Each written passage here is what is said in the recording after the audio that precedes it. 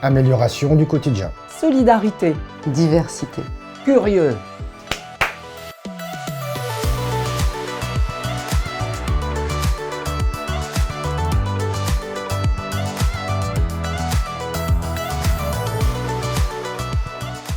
Je me présente, je suis Joséphine Broutin. En collaboration avec Pascal Dalluin, nous avons réfléchi ensemble à la présentation de notre délégation jeunesse, vie scolaire, restauration et accueil de loisirs. Dans un premier temps, on a trouvé des mots-clés pour exprimer ce qui nous anime. Pour ma part, c'est l'épanouissement de l'enfant. Pascal, quant à elle, c'est le mot soutien, le soutien aux parents. C'est évidemment pas facile de nos jours d'être parents. Pas facile non plus d'être jeune dans notre société d'aujourd'hui.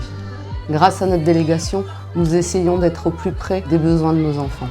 On peut grandir grâce au jeu et de ce côté-là, la ville de Lincelles propose un large choix dans ce domaine, avec les accueils de loisirs, les soirées jeunes, notamment une mémorable soirée mousse des 16-25 ans,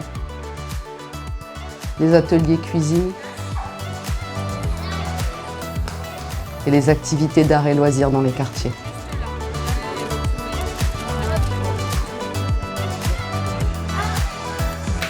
Merci Joséphine. Tu résumes tout à fait nos convictions. Grâce à notre délégation, nous essayons d'être au plus près des besoins de nos enfants. On peut grandir aussi en apprenant. C'est pour cela que nous organisons le Junicode et que nous soutenons les établissements scolaires en développant les ateliers sportifs et musicaux. On offre aussi à chaque enfant un dictionnaire en CM2. J'ai eu l'occasion de rencontrer des jeunes qui participent à l'accompagnement à la scolarité au service jeunesse. Ils étaient ravis d'évoquer leurs progrès en termes de résultats, mais surtout de prise de confiance en eux. Grandir, c'est aussi prendre soin de sa santé. Nos animateurs vont à la rencontre des élèves, à l'école et au collège. On y parle de prévention, de harcèlement et même de sexualité. Apprendre aux enfants à savoir se protéger est primordial. Grandir en toute sécurité, tiens, ça me rappelle que nous avons participé à l'achat des gilets jaunes des élèves.